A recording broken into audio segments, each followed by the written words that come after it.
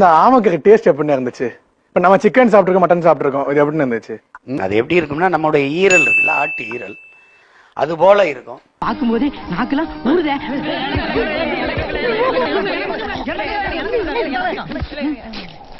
Recipe சொல்லுங்க, செய்முறை. அதே நீ இந்த கறியை முதல்ல என்ன பண்ணணும், அந்த ஓடை எடுத்துட்டு நம்ம கறியை வெட்டுற மாதிரி வெட்டிக்கணும். சரிங்க. வெட்டிட்டு முதல்ல நீ கொஞ்சம் எண்ணெய் விட்டு சரிங்க வெங்காயத்தை நல்லா வதக்கணும். வதக்கிட்டு அப்புறம் மிளகாய், காஞ்ச மிளகாய் தான் போடணும். போட்டு நல்லா வதக்கிட்டு எதுக்கு வந்தோன்றதையே மறந்துட்டு நஜ சமையல்காரனாவே மாறிட்டாங்க. ஏன் பாஸ் டல்லா இருக்கீங்க? இப்போ இந்த கறியை கொட்டிடணும். கொட்டிட்டு அது வந்து அப்படியே வந்த பிறகு உனக்கு தெரியும் அது கொதிச்சு வரும். அப்போ நீ கொஞ்சோண்டு உப்பு போடணும். அது அளவா உப்பை பார்த்துட்டு நல்லா வருதுன்னு நினைக்கிறேன். சமையல் நல்லா பண்ணிட்டு இருக்காரு, ரொம்ப மும்மரமா பண்ணிட்டு இருக்காரு. அது சீரகம் இருக்குல்ல, அதை நசுக்கி போட்டின்னா முழுக்க மூலிகை மாதிரி இருக்கும். அது வந்தோடனே அப்படி சீரகத்தை போட்டு இறக்கிட்டின்னு வச்சுக்க. அதுக்கப்புறம் ஒன்றும் பெரிய இதெல்லாம் இல்லை. ஒரு தடவை சாப்பிட்டு பார்த்துட்டு சொல்லு. அண்ணனுடைய கை பக்குவோம், தூக்கத்துல இருந்து கூட கையை நக்குவோம். அப்படி ஒரு டேஸ்ட். The next day.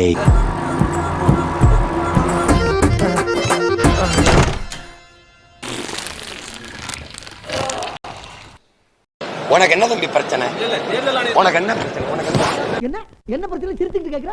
என்ன பிரச்சனை இருந்தா உனக்கு என்ன? ஏய், அரசு சொல்றத தேர்தல் ஆணையம் தேர்தல் ஆணையம் முதல்ல உனக்கு என்ன பிரச்சனை? நீ தொடக்கத்துல இருந்தே ஏதோ பிரச்சனை இருக்கு. உனக்கு தள்ளி வாங்கிட்டு வா நீ படிச்சவனா நீ? நாகரிகம் தெரியாது உனக்கு?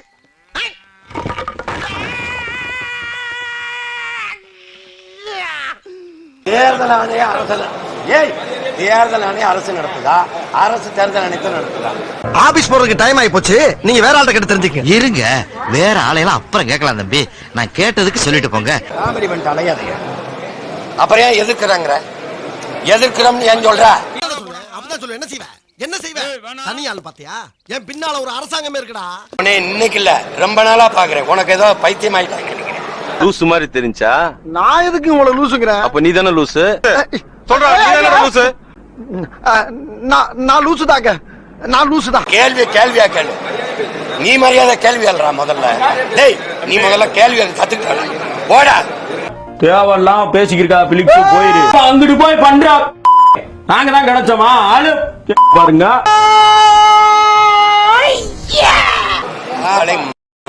ஒரு பத்திரிக்கை ஒரு மைக்கை தூக்கிட்டு கேமரா எடுத்து பெரிய வெங்காயம் மாடா நீ. மொகரை போடாங்க. ஒண்ணு கவனிச்சுக்கிறேன்.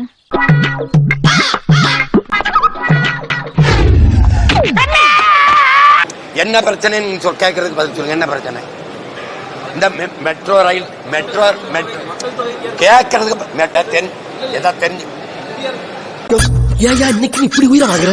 நீ வாதாரப்ப என்னைக்காவது நான் குறுக்க போந்துருக்கலாம். அடிக்கடியா ஒரு மனுஷன் கிராஸ் பண்ணினா ஒரு ஆர்டரா ஃப்ளோவா போய்கிட்டு இருக்கல. கூட பேசினா மறந்துட மாட்டேன்.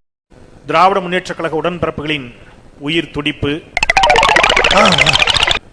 தமிழ்நாட்டின் நம்பிக்கை நட்சத்திரம், நம் நெஞ்சமெல்லாம் நிறைந்திருக்கக்கூடிய மாண்புமிகு துணை முதலமைச்சர் உதயநிதி ஸ்டாலின் அவர்களுக்கு அன்பார்ந்த முதல் வணக்கம். டேய், வெளியில அக்னி வெயில் ஓவரா இருக்குன்னு உள்ள வந்த நீ ரொம்ப பேசுற. நான் வாழ்நாள் முழுக்க நன்றி சொல்ல கடமைப்பட்டிருக்கிறேன் இந்த விழாவிற்காக. இதெல்லாம் யாரா உன்கிட்ட கேட்டா? யாரா நீ? Mental specialist. தெரியாது, பார்க்குறவங்களுக்கு தெரியாது இல்லையா? அருகிலிருந்து பார்ப்பவர்களுக்கு தெரியும் அவர் செய்யக்கூடிய பணிகள், அவருடைய உழைப்பு, அவருடைய எளிமை, அதெல்லாம் அருகிலிருந்து பார்ப்பவர்களுக்கு தெரியும். சாரி, எனக்கு தெரியாது. சரி, பரவாயில்ல. வெளி உலக அறிவே இல்லாம இருந்திருக்கீங்க. இதுக்கு பேரு வாரிசு அரசியல் அப்படின்னு யாராயினும் சொன்னார்கள் என்றால் நான் மீண்டும் மீண்டும் உறுதியாக சொல்லுகிறேன், எங்களுக்கு இந்த வாரிசு அரசியல் தான் வேண்டும். வாங்குற காசுக்கு மேல கூறாடா கொய்யா. போடா கொய்யால. காசாடா முக்கியம், கூவல் தான்டா முக்கியம். அதுவும் வித்தியாசமா கூவுறான்டா அவன். எங்களுக்கு இந்த வாரிசு அரசியல் தான் வேண்டும். காரணம் அவர் பெரியாரின் கொள்கை வாரிசு. என்னடா உங்க கொள்கை? அது தெரிஞ்ச நாயா இங்க வர்றேன். தெரியாம தான் இங்க வந்து குத்த வச்சேன். மன்சூர்னு ஒருத்தன் இருக்கான், பாத்திருக்கீங்களா நீங்க? அந்த மன்சூர் வந்து பாத்தீங்கன்னா இப்ப ரீசெண்டா ஒரு பிரஸ் மீட்ல வந்து தளபதி விஜய் அவர்கள் குறித்து ரொம்ப ஆக்ரோஷமா, ஆவேசமா, அப்படியே வன்மத்தை கக்கி இருக்காப்ல. ரஞ்சிதமே உதடு வலிக்க கொஞ்சமேனு உதடு வலிக்க கொஞ்சிட்டு முட்டி வலிக்க எல்லா வேலையும் செஞ்சுட்டு அவர் வர்றாரு. இந்த கால் தடம் கீழே பதியணும். யாரு யாரை எப்ப எதிர்ப்பாங்கன்னே நமக்கு தெரியாது. யாரு யாரை எப்ப ஆதரிப்பாங்கன்னே நமக்கு தெரியாது. நிரந்தர நண்பனும் நிரந்தர எதிரியும் இல்ல. என்ன எதுக்காக வன்மத்தை தளபதி விஜய் மேல பேசணும்? ஏன்னா ஒரு மாசம் கூட ஆகல, ஒரு மாசத்துக்கு முன்னாடி தான் பாத்தீங்கன்னா விஜய் கைது செய்யப்படுவாரா அப்படின்னு கேட்டதுக்கு பயர பண்ணுவீங்க, பண்ணு, கை வச்சு பாரு, வச்சு பாரு தமிழ்நாடு என்ன ஆகுதுன்னு. யார நம்பர்னே தெரியல தாசனா, சனி எப்படி பண்ணிட்டான். யார நம்புறேனே தெரியல, சிட்டி இப்படி பண்ணிட்டாங்க. இப்ப அப்படியே பல்ட்டி அடிக்க என்ன காரணம் தெரியலையப்பா. நம்ம மன்சூருக்கு பொறுத்த வரைக்கும் எப்படின்னாக்கா, ஒரு அரசியல் கட்சி ஆரம்பிச்சு எப்படியாவது நல்லா கல்லா கட்டணும், அதுல மட்டும் இல்லாம நல்லா குஜாலா இருக்கணும்னு ரொம்ப ஆசை. ஆசை வேணா இருக்கலாம், ஆனா அதுக்கு முக லட்சணம் வேணும் இல்ல. என்னடா சொல்றான்? ஆசை வேணா இருக்கலாம், அதுக்கு முகலட்சம். ஆமா, வந்தவன் கூட சேர்ந்து ஜால்ரா அடிக்கிறியா, ஜால்ரா. லியோ படத்தப்ப வந்து பாத்தீங்கன்னாக்கா எனக்கு ஏதாவது பெட்ரூம் சீன் வச்சிருப்பாங்க அப்படின்லாம் பார்த்தேன்னு சொல்ல ரொம்ப ஆபாசமா பேசினாரு. ரொம்ப ஆசையா இருந்துச்சு. ஆஹா திரிசா, ஆஹா திரிசா கூட நடிக்கிறோமா, ஆஹா நிச்சயமா பெட்ரூம் சீனா இருக்கும். தூக்கி கட்டல குஷ்பு போட்ட மாதிரி, ரோஜா போட்ட மாதிரி போடலாம். இருந்தாலும் உனக்கு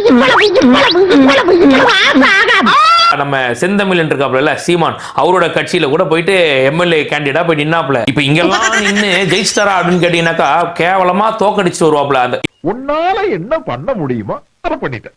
தேங்க்யூ. மன்சூரை பொறுத்த வரைக்கும் ஒரே ஒரு விஷயம் தான், திரிசா இல்லைன்னா திவ்யா அப்படிங்கிற மாதிரி உன் கட்சியில நான் நிப்பேன், உன் கட்சியில எனக்கு சீட்டு கொடுக்கல நான் சுயேட்சையா நிப்பேன். அதான் திரிசா இல்லைன்னா திவ்யா. ஏங்க தெரியாம தான் கேக்குறேன், இதெல்லாம் ஒரு பொழப்பா?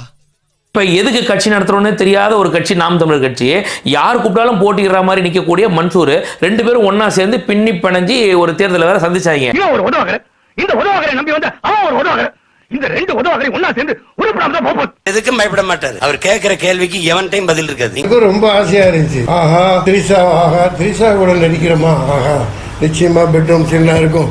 செருப்பு பிஞ்சிரும். ஐயோ நான் அப்படி சொல்லவே இல்லையே. ஒரு பய தப்பிக்க முடியாது. என் அண்ணன் மன்சூர் அலிகான் அவர்களுடைய வெற்றி என்பது அவருடைய வெற்றி, என்னுடைய வெற்றி, என் கட்சியின் வெற்றி அல்ல. தமிழன் என்கிற இனத்தின் வெற்றி, தமிழ் இனத்தின் தன்மானத்திற்கான வெற்றி.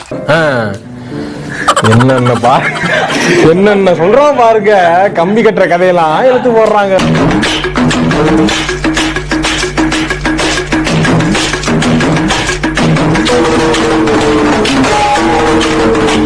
ஹீரோ வில்லன், நல்ல காம்பினேஷன், குட் காம்பினேஷன் மைண்ட்ல வச்சிருக்கிறேன். திமுகவை நான் ஆதரிக்கிறேன், ஆமா திமுகவுக்கு பிரச்சாரம் பண்றேன் அப்படின்னு பகிரங்கமா அந்த பிரஸ் மீட்ல சொல்றாப்ல. நாசமா போங்க போங்க. ரொம்ப தேங்க்ஸ் பவானி. நீங்க சொன்ன வாக்குறுதிகளை நிறைவேற்றுங்க அப்படின்னு சொல்லி போராட்டம் பண்ண தூய்மை பணியாளர்கள் நைட்டோட நைட்டு அடிச்சு வண்டியில ஏற்றி கொண்டு போய் ஒரு இடத்துல அடைச்சு வச்சாங்களே, அப்ப எங்க போனாரு மன்சூர்? ஆணவ படுகொலை, அஜித்குமார் லாக்அப் டெத், இந்த மாதிரி பல விஷயங்கள் நடந்துச்சு. இது எதுக்குமே குரல் கொடுக்காம அப்ப எங்க போனாரு மன்சூர்? வந்து இப்ப நான் என்ன உங்கள்கிட்ட சொல்றது,